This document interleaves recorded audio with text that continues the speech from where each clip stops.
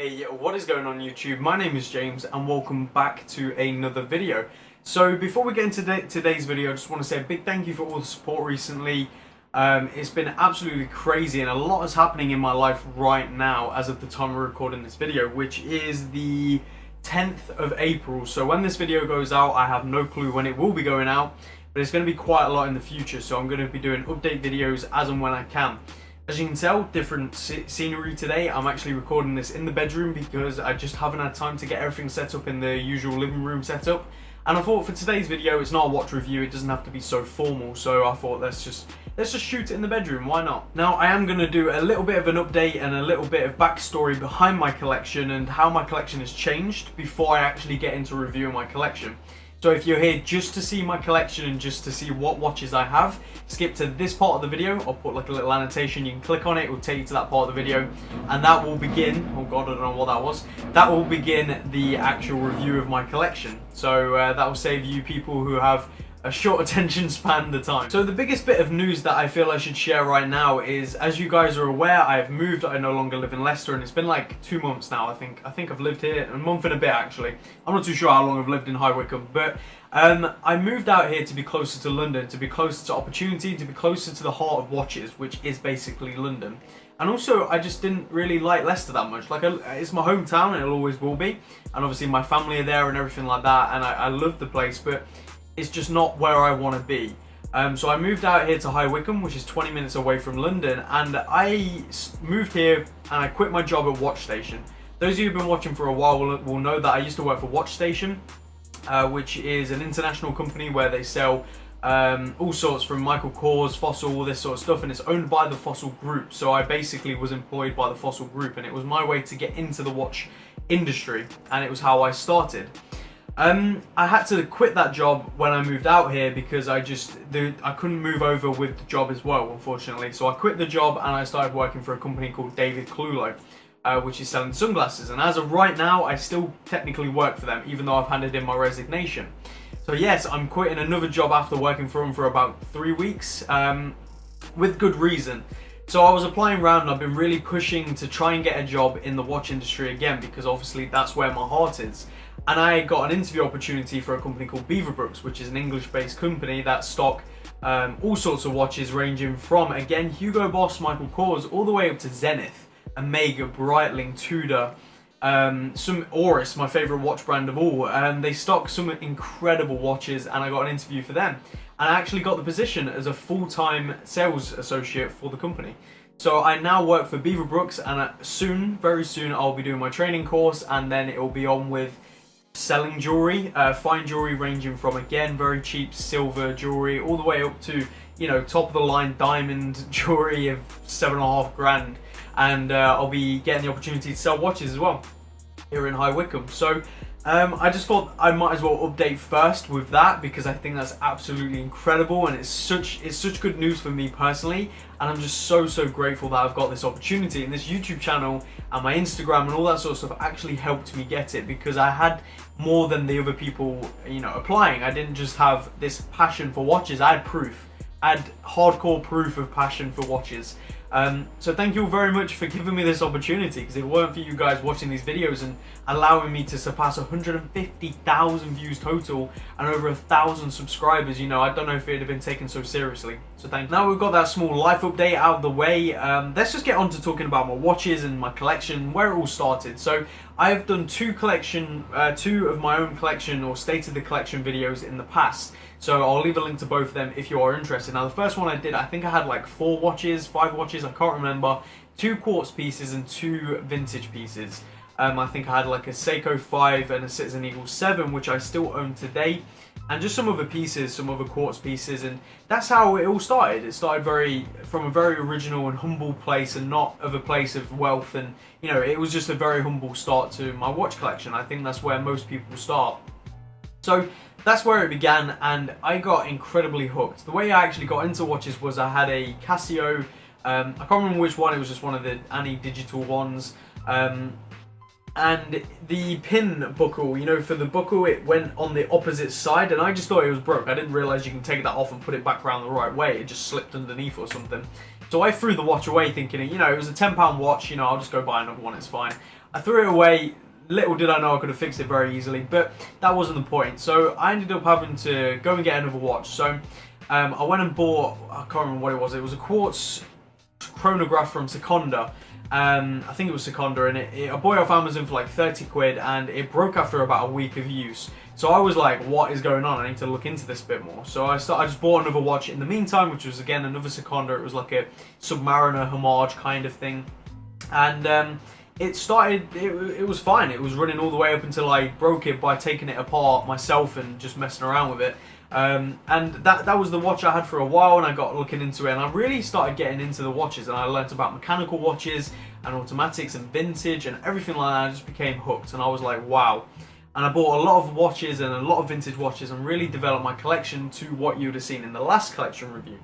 So if you haven't watched that one, go check that one out if you can be bothered. If not, just stay with me on this one. So that's pretty much how I got into watches, and I'm just going to go through the watches I have right now. But before I do that, quick wristwatch check. I am wearing my Alpha chronograph, the Alpha Daytona Paul Newman, which is obviously in my collection. So anyway, let's just start with pretty much, I'm going to try and go in order of the watch that is the oldest in my collection. Not oldest as in age, but oldest as in when I got it. All the way up to my latest watch, which is just a really cheap Sconda. Again, I picked one up for fun. So let's just start with this Citizen Eagle 7. Now, obviously, you guys will have closer up images because I'm going to zoom in and everything like that for you guys. But this is the watch that pretty much kicked it all off, like seriously kicked it off. So this is a 1974 Citizen Eagle 7, which is completely original. I have the original bracelet with it as well, which is a Jubilee bracelet. Incredibly comfortable, has an awful amount of stretch though, and just doesn't wear very well anymore, but it's still very, very comfortable. I've got it on this mock alligator strap. It's just a normal leather strap from Watch Gecko. Very, very comfortable, very, very nice strap, and it matches the red on the Eagle 7 perfectly. So a little bit of history about these. They started in the 70s, I think it was, and they're just a really, really popular watch that is still incredibly cheap. Now, to put it into perspective, to pick up an original like this is very, very difficult nowadays, because there's a lot of Franken watches coming out of India and Singapore and places like that, unfortunately, and Citizen Eagle 7s and Seiko 5s are hit the hardest. So to find such an original piece, and I picked it up for £13 on eBay. £13, yes. So I'm just incredibly happy with it. It wasn't running too great, so I sent it to David. He's the person I send all my watches to get fixed. He's based in Northern Ireland. I did a video about him and his servicing of this watch in particular, so you can go check that out if you're interested. Whilst we're on that real quickly, I have two vintage watches off for service to him, both of which I'm not 100% sure if I'm going to be keeping, so that's why they're not in this video. Chances are they probably will be, and I'll do videos on them in the future anyway. But it's another Citizen Eagle 7 with a fluted bezel, and it's the Sconda, which I'll get onto in a few minutes. But yeah, so that's the Citizen Eagle 7. Love this watch. It's probably the only watch, well, actually, along with a few others, but this is a watch that I would definitely keep because it's not worth selling. I picked it up for £13. I could very easily sell it right now for probably 50, 60, maybe even £75 because of how original it is. To me, that profit is not worth it because the joy I get from this watch is so much more than the value. It's using the Miyota 8200A as well, which is obviously Citizen's movement, and it's overall just an incredible watch, and I'm so happy with it. I highly advise these watches to anyone who's getting into vintage watches or just wants a great vintage watch. Get an Eagle 7. Okay, moving on to the next watch that I would have picked up in chronological order. It's another vintage piece. Now, this piece actually isn't the exact piece that I picked up. This is the Raqueta, and I don't know what model it is. It's got a gold bezel. It's on a generic leather strap. This watch is actually from my dad. And the reason I got this from my dad was because I had the watch that I nicknamed the Sconda Raqueta. The exact same watch as this that you're seeing right now, but it says Sconda. And the reason being, Sconda bought these watches from Raqueta back in the 70s, and I think even to today, I think they're still doing it. But back in the 70s, which is when this watch is from, and they'd replaced the dial with the dial Sconda. Now, it was all legal. It was obviously a partnership with Raqueta, so it had the Raqueta movement inside, which is a Russian brand. So the Sconda I had was this exact one. And the reason I now have this one is because the Sconda I broke in my bike accident that I had a while ago, where I ripped my ear, the top of my ear, and I had to have like 50, 60 stitches in my ear, and I split my forehead open, all that sort of stuff. It was good fun. When that happened, I was wearing a Sconda. I know going bike riding with a vintage watch, stupid in the first place, but it completely destroyed the watch and it cracked the crystal and it just stopped working. And it stopped working showing the exact time that I hit the ground. Now recently I was messing around with it because obviously I still had it. I had it as like a memory. And I just sort of moved the hands because I noticed it was stuck underneath and it started working again. I was like, wow, this watch is still working, really? So I've actually sent it off to David to get a new crystal put on it. It cleaned up and serviced. So you never know, I might have that watch back fully functional and working again. But either way, my dad picked me this up. I think it was either for my birthday or Christmas. Is a replacement for that watch because he knew how much I loved it. So this is it's a very prized possession for me. It works perfectly. It's running at really good time as well, and it's a really nice watch. So hopefully I get this Sconda back working as well, and I'll definitely more than likely keep both. Because obviously one was a gift from my dad and one was one that's got a lot of meaning to me. So I'll happily keep both and happily wear both. But that was the next one in chronological order for the original Sconda, if you get what I mean. Okay, they're the two vintage watches in my collection over and done with. The rest of them are all new watches that I picked up or was given. So let's just go straight into the next one, which I think is I might be doing these in the wrong order, but it doesn't really matter. I think it's this Alpha that I'm wearing right now, which is the Alpha Daytona Paul Newman. Now, I think you can still pick these up, but apparently they were a limited edition run. Now, the one I have is the black bezel cream dial, and this is paying homage to the famous Rolex Daytona Paul Newman. Which is a watch that retails, well, you can't pick it up anymore, so it doesn't retail, but you can get it vintage at about 50 to 60k, if I'm not mistaken. Which obviously is a very large sum of money, which I am totally not willing to pay. Even if I had that kind of money, I don't think I'd ever spend it on a watch. I don't know, maybe I would. But that's why I picked this one up, because I love the way that looks, and I actually got to try that on when I went to Salon QP, which is a watch event based down in London. I got to try on the real Rolex, which was going up in an auction with, I can't remember the auction house it was going with, but it was an absolutely beautiful watch, and I fell in love, and I immediately knew then that I wanted to own the watch. Obviously I couldn't, so I was like, let me see what Homage watches are out there. And it was basically between this Alpha that you see right now, or the Steinhardt, which is using an ETA. Now the Steinhardt in terms of build quality and movement is obviously superior. It had an actual 9-hour, it was either 9 or 12-hour chronograph. This is just a 30-minute chronograph, and the sub-dial you see at the bottom is just a 24-hour dial. So it's only a 30-minute chronograph, but it's still a manually wound with an exhibition case back, rocking an ST19, I think it's the ST19, which is the Seagull movement. Incredible watch. I have nothing but good things to say about it. It's been properly reviewed, so go check it out. I absolutely adore this watch. I have it on a Watch Gecko Oyster bracelet because the bracelets that come with the Alphas are pretty terrible. So it immediately got swapped over to this, and I'd like to say a lifetime keeper. I understand that once it does break, which, you know, eventually it will, or the cogs will wear down, or when it needs a service, I don't know if I will get it serviced because of the cost. Either way, it's a good watch, and if I'm not mistaken, someone who watches a good friend, I speak to him on Instagram more than anything, and we spoke a fair bit in email as well. He's got one of these and his broke, and I think he's sending me that, so I might use that as a potential donor watch for the future if it ever does break. But yeah, really good watch, highly advise it, and it's my chronograph. It's my chronograph in my collection.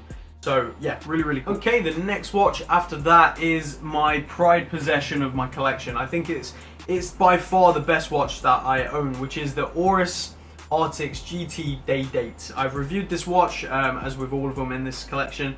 I absolutely adore this watch. It's such a beautiful watch in my opinion. Oris is a brand that I love, and I really think my next watch could potentially be an Oris.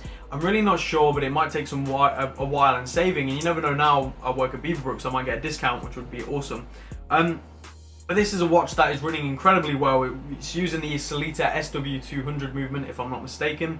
A reliable movement, a day-date complication. The most versatile watch, I think, out there at the price range. You've got a watch that's on a bracelet that looks incredible with a suit or as a sports watch. It fits both categories so well, and I think it's overall the best watch. If I had to slim down my collection to one watch, I feel like I could very safely and comfortably do it with the Oris, because I find myself gravitating to this more than anything anyway. I love this watch, it's my favourite by far, and the way I got to get this is really cool. So it was actually Andy, for those of you who've been on this channel for a while, know Andy very well. He's helped me out so much, he's lent me so many watches to do reviews, and he's actually gifted me some watches in the past as well as recently, which I'll get onto in a second. He's a great guy and a huge inspiration and reason this channel's doing so well in my opinion. So Andy, big shout out to you, you're a legend. But this watch, he sent me to sell on behalf of him along with a load of other watches. I think it was like 16 watches total. And as soon as I opened this, I fell in love and I knew I had to own this one. So I messaged him not long after saying, you know, I would love to own the Oris, how much would you like for it?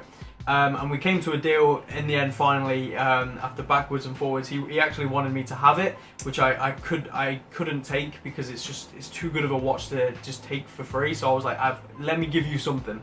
So we came to a deal and I paid him off, and I love this watch. I really do. It's a watch that I hope to never have to get rid of. You know, if obviously financial times and all this sort of stuff, and if I have to, then obviously I'm not going to be stupid. I'm not going to put a watch over priorities, but if I can avoid it at all costs, I will, and I will own this watch for the rest of my life. It's a beautiful watch, and this is the watch that I want to pass down to my kids one day.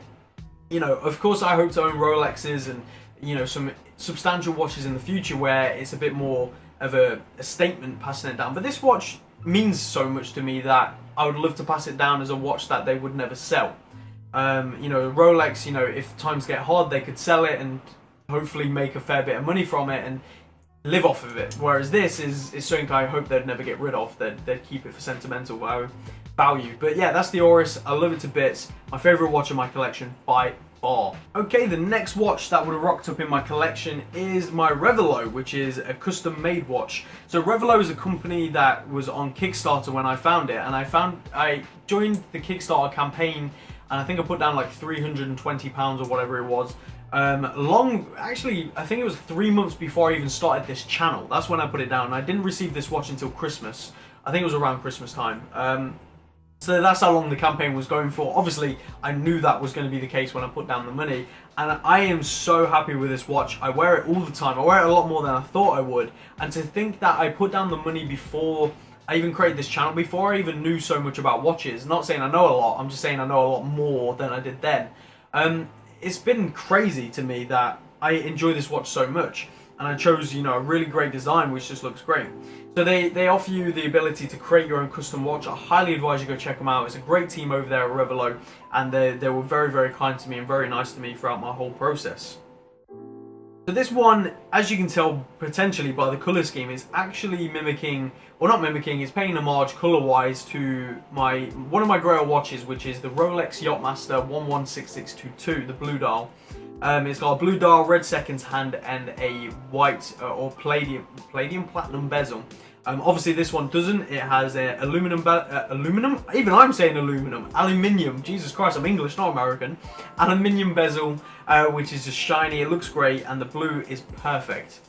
It's on a great bracelet as well. It's got a nice exhibition case back with my name engraved and my date of birth, and it's using the Miyota 820. I can't remember which Miyota it is actually. I completely forgot. But it's a good Miyota. It's just got manual wound.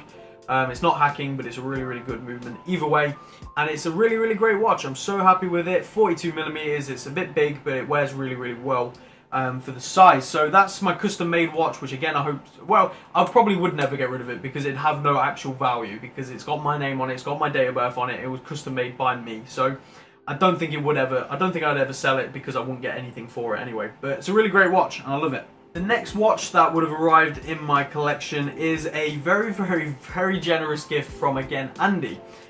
This is the Lum-Tec M54, which is a solid bronze watch.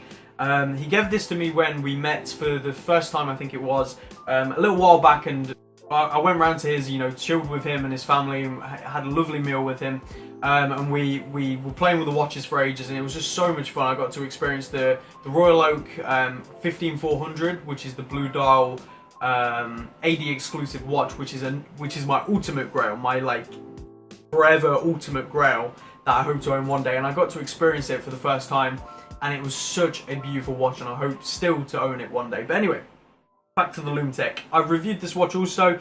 It's an absolutely awesome watch, and to own a bronze watch alone is just amazing. But a watch of this style as well, it stands out in my collection. It's a watch that I can very easily wear in the summer with shorts and stuff like that. I've got it on the rubber strap. It's 300 meters water resistant.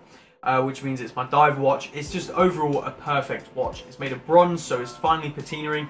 And for those of you asking, yes, I will get around to doing some patina videos on this. It's just life right now is crazy, and I'm sure you understand, but I will get around to it, I promise. So yeah, that's the next watch. A very generous gift. Again, a watch I would never get rid of. I don't think I'd get rid of any of the watches in my collection right now anyway. But yeah, love this watch, and it's absolutely awesome. Such a cool watch, and thank you very much, Andy, for that. Okay, the next watch. This is taking a while, so I hope you really enjoy this sort of meaning behind each watch and me going into a bit more detail rather than just saying this watch, this watch, this watch. So I hope you like it. If not, I understand. And when I finish doing the review, I'll go over my grails and what I hope to own by the next time I do one of these. But anyway, let's get straight into it. The next one was another gift, and this one was a freaking awesome surprise gift from Nadine. And for those of you who don't know who Nadine is, I did a Q&A a little while ago. She was in the video. That's the person who I've moved down to High Wycombe with. And yeah, she got me this on Valentine's Day, which is really, really sweet. I don't think I released that information when it happened because we were trying to keep a bit quiet about our relationship. But yeah, she got me on Valentine's Day, and funny enough, I got her a watch on Valentine's Day as well, because she didn't wear a watch. She wore, and still does wear, a Misfit. I think it's a Misfit, which is one of the activity trackers that you can tell the time on. Really, really cool little thing. I might do a review on it one day. It's pretty cool. But she always liked retro, you know, the retro Casio digital watches. So I ended up picking her one of them up for Valentine's Day as well. And she picked me up this beautiful Alpha. It's the Alpha Explorer. Now, the story behind this is I was choosing between these two, and she saw me choosing between this and the Alpha Seamaster. Now, the Alpha Seamaster is a watch that my dad now owns, and I picked that up and I loved it to bits. Great watch, really, really well made, and a really, really great watch overall. I just wasn't over the moon with it, and I was very much considering flipping it anyway. I was going to get rid of it. And then on Valentine's Day, she rolls up with this, the Alpha Explorer. So she picked me up the other watch that I really, really liked, and I love this 20 million times more than the Seamaster. So I sent the Seamaster to my dad, and he now owns it, and I think he enjoys it. But this watch, I'm still yet to review it, and I promise I will get around to reviewing it. But I love the blue on this. The size is perfect. I think it's actually a 35mm, so it's not even 36. It wears more like a 36, 37. The blue is just beautiful, like I just said. I've still got it on the Alpha bracelet, which is terrible, but it just gives that real vintage feeling. It makes it feel like the real Rolex Explorer. Obviously, the real Rolex Explorer is only in black dial, and it's not like this, but this has hacking. It has manual wound. It's a really, really good watch. Seagull movement. I adore it. Like, I know a lot of people look at Alpha and they're like, it's just Homage watches. They just create cheap watches. I love them. I think this watch, because it was a gift as well, has a lot of meaning to me, and I absolutely love this watch.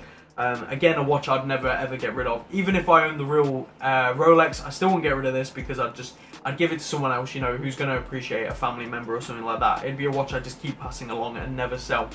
So that's all the main watches. Now we're going to get on to my most recent purchase, which I haven't made a video of because I didn't see it necessary, but it's a watch that I find really, really, really interesting, and I'm going to do a video on it at some point as well. That is this really fun Sconda that I picked up for £25, brand new, from a local watch shop around here in High Wycombe. I think it was like Jacob's Jewel. Is it I can't remember what it's called. Jordans. I think it's called Jordans or something like that. They just do sort of quartz watches, nothing really substantial. They've got a few Bullivers actually. But anyway, I was walking past and I saw this watch, and the thing that stood out to me the most straight away was the bezel. And immediately I thought of the Yachtmaster, because it's got this sort of embossed raised bezel, and I was like, oh, that's really, really nice. And then I started looking closer, and I noticed it had this striking yellow minute hand and yellow second hand. I was like, that's really, really nice.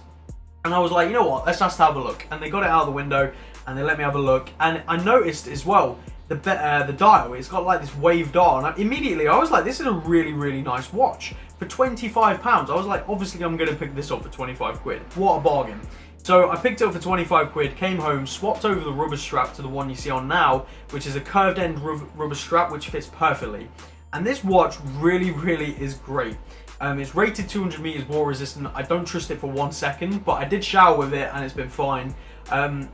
So overall, I'm really, really happy with this watch, and it was a very, very cool find for 25 quid. It's my most recent watch, and it's my only quartz watch in the collection, so I kind of use this to time everything else.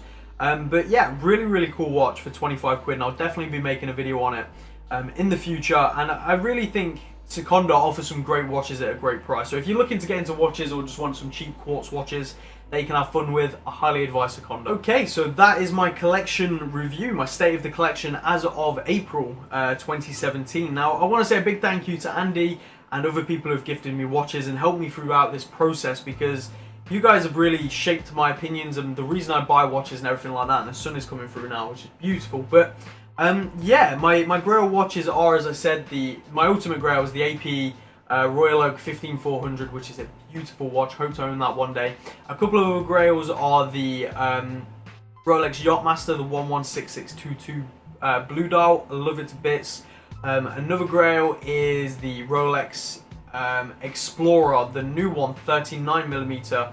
Absolutely love that one to bits as well. Or a No Date Submariner. I've got a lot of Grails which are very distant pieces, which I probably won't own anytime soon.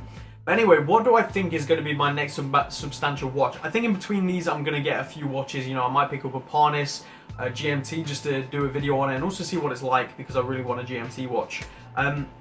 I think my next substantial watch, which you guys into watches will care about a lot, is probably going to be between the Nomos Orion 38, which I'm still really contemplating over, that Andy owns, which I might buy off of him.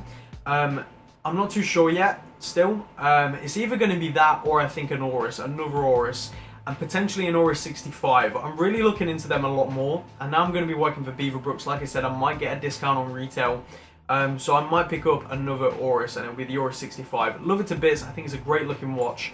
And maybe I might pick up a few more vintage pieces. Like, I really don't know. With the 2 vintage pieces off for service, once they get back, I'm going to have 2 more vintage pieces in my collection. But I really don't know. I want to know what you guys think of my collection, what direction you think I should go in. As you can tell, I very much like bracelets and sort of day-to-day complication sport watches. I'm not overly keen on dress watches at this time in my life. I just don't really wear them very often, so my direction is more sport, so keep that in mind. But yeah, I just thought I'd do a state of the collection, so thank you very much for watching. I hope you enjoyed. If you did, leave a like, I really appreciate it, and I'll see you all in the next one. Take care and peace out.